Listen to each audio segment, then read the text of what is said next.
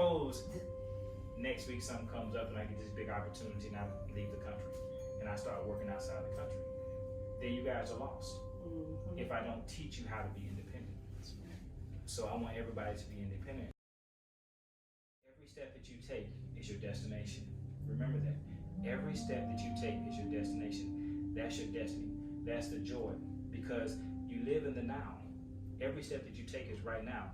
And so if we start thinking forward and we start to think to the future, it hasn't happened. We think in the past, it's already happened. So the only thing we have is right now. And if we stay independent on our own path, we can see what we have right now. When we see what we have right now, we can expand it. Because every time that we celebrate what we have in an independent form, then it expands and brings us more. Every time that we don't celebrate what we have and we basically say, we forsake it. I don't have enough, I'm living in lack. What happens? We create that situation of lack again. And we start to live in the now, and the now is of lack. So we have to be expressive and we have to be grateful and have gratitude for the now and for everything that we have. And that is part of our independent journey. So don't look at other people and what they have, look at yourself and what you have. Because trust me, I've been in places where things have been very difficult for me. I was homeless at one time for 18 months, living from couch to couch, living in my office at the gym, living wherever I could possibly live. A lot of people don't know that story about me, but that was only 8 years ago or 7 years ago before I moved into this house. So what I had to understand during that time period, come on in. What I had to understand in that time period was I had to start to be grateful for what I had. And when I was grateful for what I had and I stuck to my specific journey, then everything became very clear to me, crystal clear. And I was able to actually move from one space to the next space. So I went from being homeless and hopeless with no money, no income, to just enough income to support the business that I had, to being in a situation where I was completely abundant. And it changed within 30 days.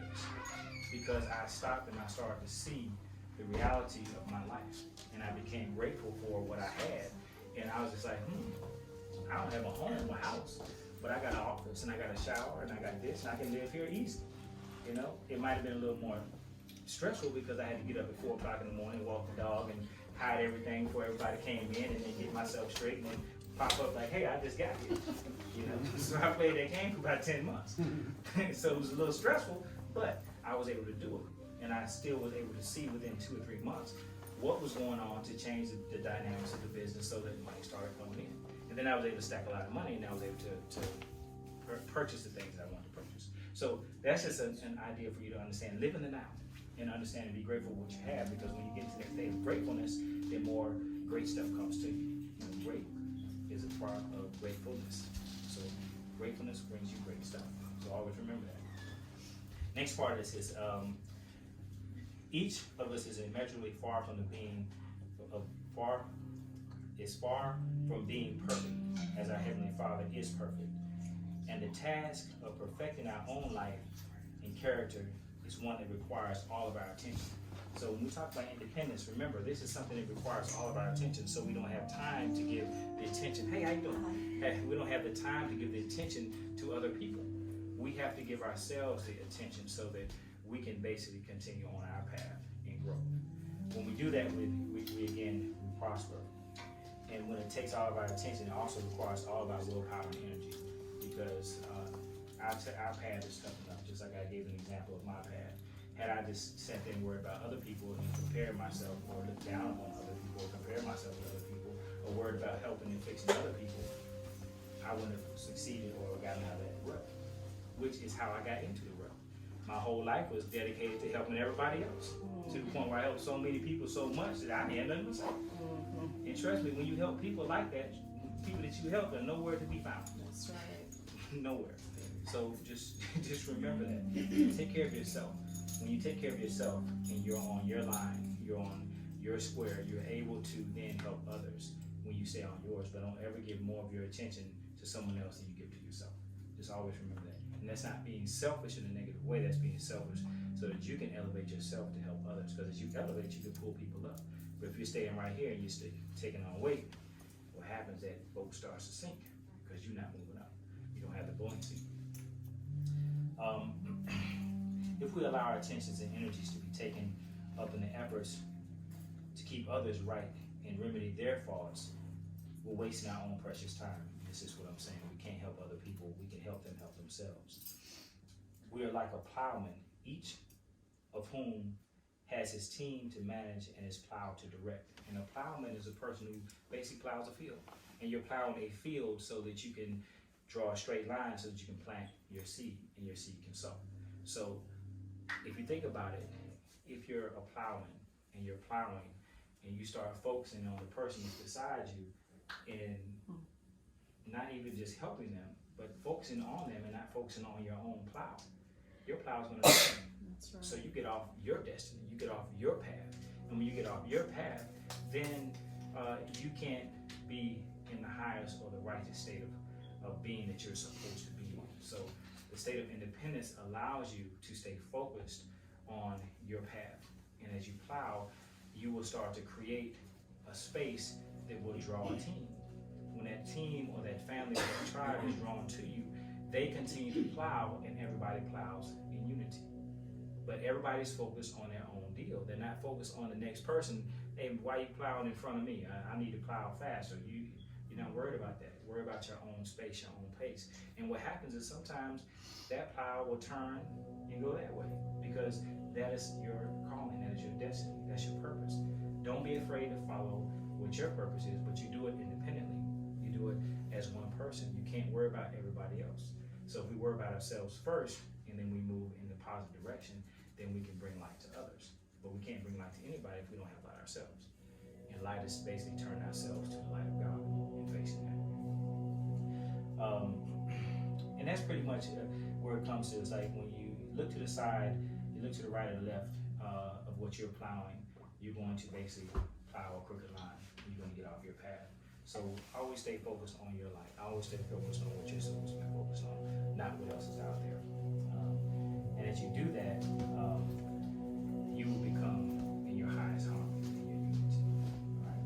So today is about independence, and all this is to say I want everybody to be independent, not dependent. Okay?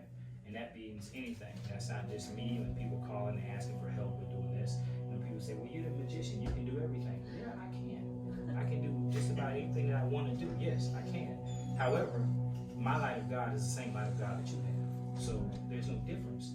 I've just practiced and learned an art that you can do yourself. So there's no need to come to me. You know, when you go into a place or an institution that wants you to depend upon them to give you sovereignty, then be aware. Because you always want to be given the knowledge to be independent and not dependent. So just remember that. If someone is not teaching you and helping you to be independent, then always be aware, okay? Because the whole thing about this life is being independent. As we're independent, we're able to move into a higher space. All right, any questions? Yes. I do have one question, or maybe it's a statement. Mm-hmm. So in doing that, I'm feeling that you're going to, I mean, all of us you'll start to trust your own intuition. Right, correct. And your own knowing, instead of doubting it and then trying to get confirmation, I guess, from you or from anyone else. And see, my purpose is to help you to, like when you write down what you see, or if you have a question, meditate on the question. Because God will give you the answer. And when you get the answer, write down the answer, then call me and say, hey, this is what I got, this is what I saw, this is what I got it means. Is this correct or not? What's your take on it? Right. And I give you the take on it.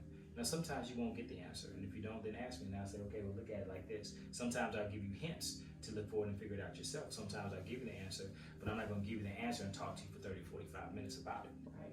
Okay? Right. Because at that point, I'm basically just taking the candy from you and feeding it to you versus letting you go fix it yourself. Right. Okay.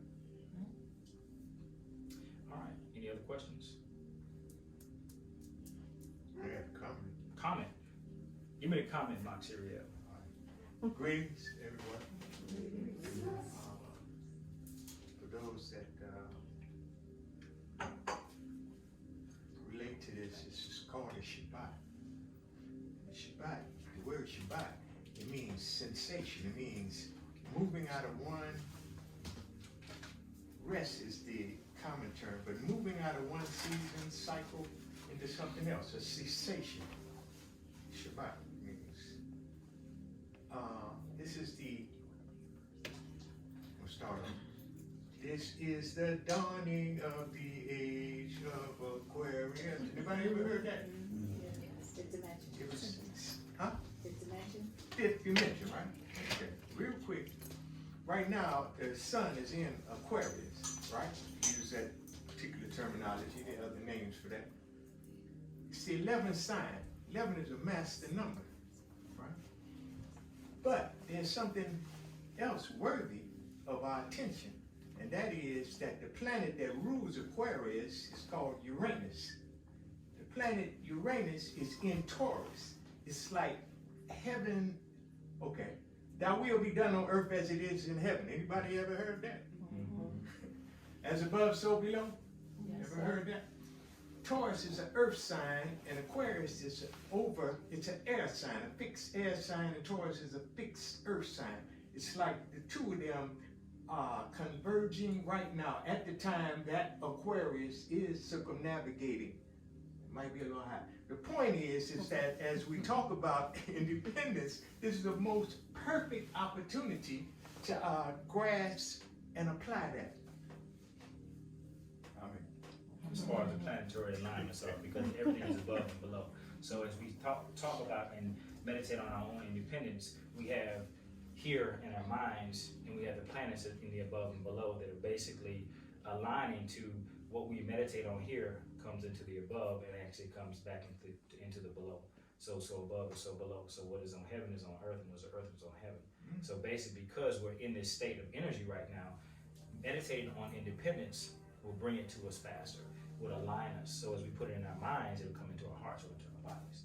That's what we're saying. Thank you. I got that.